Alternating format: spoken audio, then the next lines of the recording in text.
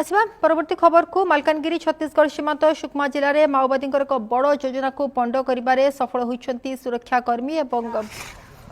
फुलबागड़ी बाड़ेसेटी जंगल रास्तार प्राय 40 किलोग्राम ओजन एक आईटी बोमा को ठाब करते जवान सुरक्षा बाहिनी को टार्गेट करने उद्देश्य माओवादी माने रास्तार लैंडमाइन खंजी तेज डीआरजी और सीआरपीएफ मिलित भाव में पेट्रोलिंग जाऊा समय विस्फोरक ठाब कर बोमा निष्क्रियकारी दल सुरक्षित भाव में आईटी को निष्क्रिय करते जवान कि साधारण लोकों निकट में विस्फोरण होते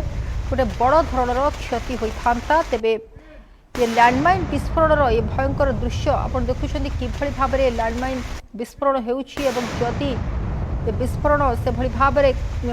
समय कहीं लोक से थाते अवस्था कौन होता ये विस्फोरण स्पष्ट भाव में अनुमान करा तेणु ये आम कहीपर निहाती गोटे बड़ धरणर सफलता